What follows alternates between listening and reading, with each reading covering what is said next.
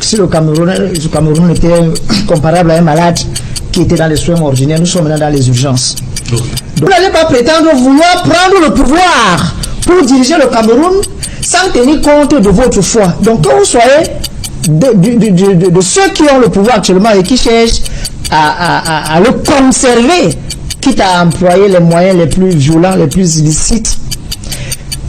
Gestion efficace de l'économie, consolidation de l'unité nationale, capacité à écouter et à dialoguer. Quand on écoute et qu'on dialogue, on ne met pas les gens en prison simplement qu'ils ont marché pour réclamer quelque chose. Respect de l'état de droit et des libertés. Effectivement, quelqu'un ne peut pas être presque chez lui en train de parler à ces gens. Vous venez l'interpeller parce que vous avez la tenue de l'État sur vous. Lutte contre la corruption, c'est sans commentaire. Capacité à gérer les crises. Boko Haram, Nozo, les vraies crises aujourd'hui au Cameroun, à mon sens, sont des crises mentales. Les ordures. Non, les ordures, c'est prophétique, hein, c'est juste que c'est une gouvernance ordurière en réalité. Parce que quand les gens voient les choses, ils ne comprennent pas. Les mensonges, nous sommes préoccupés par le sous-développement, nous sommes préoccupés par l'eau qui est absente, nous sommes préoccupés par le mauvais état de nos routes, nous sommes préoccupés par la saleté urbaine. Si on n'avait pas d'espérance, on ne serait pas sur l'équinoxe ce soir pour dire aux gens avec les évêques, faites attention aux candidats que vous allez choisir. Bonjour chers camarades, j'espère que vous allez bien. Les masques sont en train de tomber. Camarades, écoutez la magie dans cette vidéo. Écoutez attentivement ce qui va se passer dans cette vidéo. Restez jusqu'à la fin de la vidéo. Et laissez-moi vous dire avec certitude que cette année ne sera pas comme les années précédentes. Parce que c'est la dernière. Ils partiront cette année. Camarades, regarde cette vidéo et dis-moi ce que tu penses en commencer. Les catholiques voulaient faire bouger les lignes. On a cru que ça avait un peu baissé avec le 48e séminaire de Bouya. Voilà que cette lettre pastorale vient davantage poser le problème. C'est-à-dire que pourquoi cette, on va dire, focalisation sur cette élection-ci en 2025? Pourquoi on n'a pas eu le même sentiment en 2018? Qu'est-ce que 2025 a de particulier dans l'église catholique? Je voudrais remercier... Ce sont de nouveaux problèmes? Je voudrais remercier solennellement nos pères, les évêques. Ils sont 25 activités au Cameroun, répartis dans 5 provinces ecclésiastiques, Douala, Yaoundé, Bertoua, Garoua et Bamenda. Je voudrais les remercier à un double titre en tant que fils, parce que ils sont une fois de plus dans leur mission prophétique. Et ma foi, cette nouvelle sortie arrive au bon moment, parce que nous, dans l'église, nous en avons besoin, mais le citoyen camerounais en a aussi besoin. Oui, nous avons commencé l'année par ces sorties, et je vous disais ici, lorsque vous m'avez invité ici en janvier, qu'avant la fête de Pâques, les évêques vont sortir une autre lettre sur les élections. Donc, cette lettre a été solennellement lue le vendredi 28 mars au siège de la conférence épiscopale nationale du Cameroun à Yaoundé par Monseigneur Paul Niaga, qui est le secrétaire général de la conférence épiscopale nationale. Évidemment, elle a été préparée, je crois, entre le 24 et le 27 février 2025, nous étions à un forum, le forum national, 8e forum, Conseil national des communicateurs catholiques, dont le thème était communiquer la force de l'espérance au Cameroun dans le cadre de l'année jubilaire et électorale avec les moyens modernes de communication. On avait déjà évoqué cela, que dans les jours à venir, les évêques ne vont pas manquer à ce devoir prophétique. Vous avez tantôt dit pourquoi pas en 2018? En 2018, effectivement. Pour faire simple, pour qu'on se comprenne, on n'a pas vu l'église catholique aussi active qu'elle est pour 2025. En 2018. Qu'est-ce qui s'est passé? Il n'y avait pas les mêmes problèmes qu'on décrit aujourd'hui, en 2018? En 2018, le 24 août, en l'occurrence, les évêques ont commis une lettre sur les élections. La différence, c'est que la lettre était d'environ 3 pages, en police 12. Aujourd'hui, nous avons une lettre de 14 pages, en police 12. Ma première compréhension, c'est que les problèmes ont augmenté. Donc les problèmes sont devenus plus graves. Là, si le Cameroun était comparable à un malade qui était dans les soins ordinaires, nous sommes maintenant dans les urgences. Donc il faut faire très vite. Les problèmes sont devenus plus graves. Ce qui avait été décrié, il n'y a pas eu la correction. Les problèmes sont devenus plus graves. Les acteurs à qui on a confié le pays pour résoudre les problèmes sont devenus plus vieux. Donc ils n'ont plus les moyens après 7 ans. Il faut donc qu'on rappelle aux citoyens, qu'on rappelle aux Camerounais que le devoir de s'inscrire sur la liste électorale et d'aller voter est un devoir de charité, c'est un devoir chrétien qui ne se négocie pas. On ne le fait pas seulement pour les fidèles chrétiens, mais on le fait pour tous les Camerounais, s'adressant particulièrement aux électeurs, s'adressant aux partis politiques, s'adressant à la société civile. Et mon souhait, c'est que comme vous êtes en train de le faire, les autres médias prennent le relais pour que les Camerounais écoutent cette voix qui reste quand même une des rares voix qui ne se laisse pas emballer aujourd'hui par les mensonges qui courent la rue. Nous sommes préoccupés par la situation de notre pays. Nous sommes préoccupés par la corruption. J'aurais voulu, en tout cas, je crois que je vais parler de la corruption n'importe comment. Nous sommes préoccupés par les discours. Et nous sommes préoccupés par les mensonges, nous sommes préoccupés par le sous-développement, nous sommes préoccupés par l'eau qui est absente, nous sommes préoccupés par le mauvais état de nos routes, nous sommes préoccupés par la saleté urbaine. Si on n'avait pas d'espérance, on ne serait pas sur l'équinoxe ce soir pour dire aux gens avec les évêques, faites attention aux candidats que vous allez choisir. Je veux le savoir. Alors, la lettre des évêques, en réalité, elle s'adresse d'abord au peuple de Dieu qui est au Cameroun. Donc, si nos frères des églises réformées, de la réforme, font partie du peuple de Dieu, alors ils sont concernés. Elle s'adresse ensuite à tous les Camerounais, qu'ils soient musulmans comme mes frères que je salue en ce jour. Elle s'adresse, et là il y a des particularités, à tous les acteurs de la scène politique comme vous, honorable Samuel Mout. Et puis elle s'adresse aux hommes et aux femmes de bonne volonté. Très bien. Particulièrement à vous qui êtes un croyant, un chrétien de secours, quel que soit votre chrétien dans tous les cas, je voudrais vous rappeler que selon le magistère, il y a une manière chrétienne de faire la politique.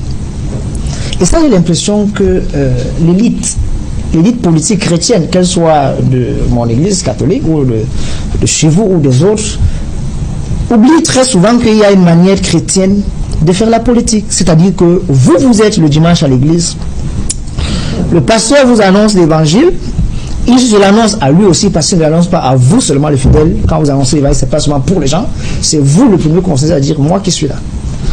Mais c'est pour que vous alliez implémenter cela dans toute votre vie. Et c'est ce que je dis justement aux gens samedi lorsque nous on lavait les fous. Que ce que nous puisons à l'église comme connaissance, comme énergie spirituelle, comme enseignement, nous avons l'obligation d'aller en témoigner dans la vie de tous les jours. Alors, pourquoi les évêques s'expriment? Il y a un contexte de justification qu'il faut connaître.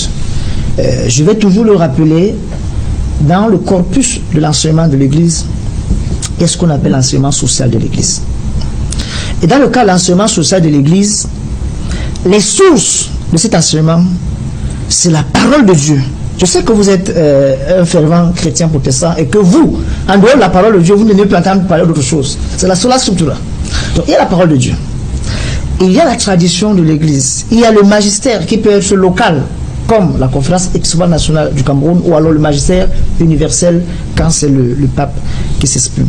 Alors, je sais qu'il y a beaucoup d'autres hommes politiques comme vous, ou bien d'autres acteurs qui s'imaginent que voilà, l'église n'a pas à se mêler des questions politiques. Mais moi, j'ai pas dit ça. D'ailleurs, voilà, c'est comme s'ils n'étaient pas trop dans leur rôle. Et c'est ça. Je voudrais simplement préciser 3 choses qui peuvent justifier ou qui justifient l'action de l'église.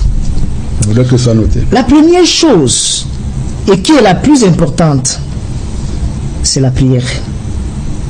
Oui. C'est la prière. Et dans cette lettre, vous allez rencontrer l'invitation à la prière. C'est pour cela qu'on parle de l'espérance.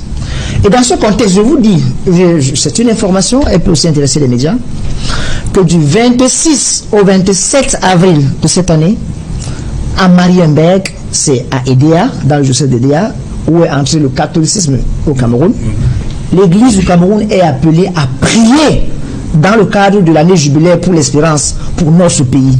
Parce que c'est d'abord ça notre premier devoir, celui de la prière. La deuxième chose qui rend l'Église légitime, contrairement à ce que vous avez imaginé qu'elle n'avait pas de légitimité pour quelle question. La deuxième chose. Je n'ai pas dit ça non plus. J'ai pris le soin de bien vous noter. Je n'ai pas dit ça non plus. Lorsque vous dites que c'est pas évangélique, c'est pas une parole d'évangile. Mais c'est pas une parole d'évangile. Attends, lorsque vous le dites, c'est une manière pour moi de comprendre que vous dites que nous ne devons pas prêcher l'évangile sur la politique. C'est votre Et c'est là où je vous dis. C'est pas ce que ça veut dire, c'est votre interprétation. Deuxième part de justification de l'action de l'Église. C'est la solidarité avec les réalités sociales. Et c'est là où je vais vous dire que le Verbe doit se faire chair dans les réalités que nous traversons. On ne prêche pas un évangile désincarné. Donc lorsque vous dites que c'est pas parole d'évangile, je suis sûr, je dis, ah, voilà un de nos fidèles qui s'imagine que l'église, la parole de Dieu doit s'arrêter dans la chapelle. Non, alors que si Equinox a cette ouverture d'inviter un prêtre sur son plateau, c'est parce que Equinox a compris que même sa chaîne de télévision peut devenir une chapelle pour laisser passer l'évangile. Donc le deuxième contexte de justification de l'intervention de l'église, c'est notre solidarité avec les réalités sociales. Parce que nous, regardez un évêque, tous les dimanches, tous les week-ends, il a une visite pastorale, contrairement aux politiques bureaucratiques qui restent toujours dans le bureau. Pratiquement, je vous prends l'exemple de Douala, pratiquement chaque semaine, l'évêque il est en visite dans les pastoires, où il enseigne, où il écoute les gens. Maintenant, quand il rentre chez lui, il n'y a pas de repos. C'est les fidèles de tous bords. C'est les fidèles de tous bords qui viennent le saluer, même le secrétaire général, la présidence. Bon, je ne sais pas pourquoi il était là. Voilà. Donc, c'est les gens de tous bords qui viennent. Ça veut dire que oui, il suspend sa visite à Makepe pour l'accueillir. Pour l'accueillir. Vous avez dit par là. Non. Je reste sur l'archevêque métropolitain était à Makepe ce jour-là. Les fidèles, il a suspendu sa visite pour rentrer recevoir le ministre d'État secrétaire. C'est la nécessité d'aller à cette rencontre-là. Non, c'est pas au niveau de la rencontre. Parce que nous sommes solidaires avec les réalités sociales à partir du levain de l'évangile. Alors, on doit s'interroger, on doit s'intéresser à toutes les questions, surtout lorsqu'il s'agit des questions qui sont relatives au respect du bien commun. Et je crois que c'est là où j'insistais, je vais y revenir, en disant que le fameux critère sur la lutte contre la corruption met hors jeu beaucoup d'hommes politiques. Beaucoup qui sont là et qui nous torturent depuis beaucoup d'années déjà. Le troisième et dernier contexte, elle a dit critère de justification de l'action de l'Église, c'est qu'elle a une mission d'éducation, d'enseignement. Et là-dessus, vous prenez 1998, je prends les plus récentes, 1998, la lettre des évêques sur le devoir des fidèles laïcs à participer à la vie politique. Vous prenez 2004, la lettre des évêques sur le devoir et le droit de vote.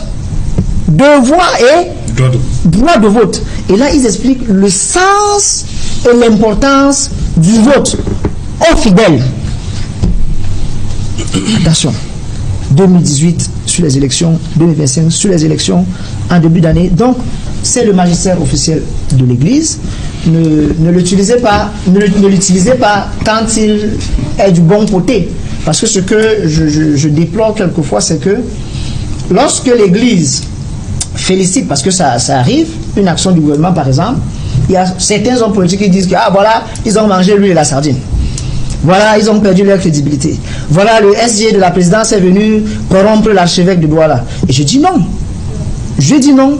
Maintenant, lorsque la même Église prend l'autre côté, c'est-à-dire pour interpeller sur les souffrances qui déchirent, qui ont paralysé la vie de tous les Camerounais, on dit ah non, à César c'est qui à César, À Dieu ce qui est à Dieu. Mais même César, il appartient à Dieu.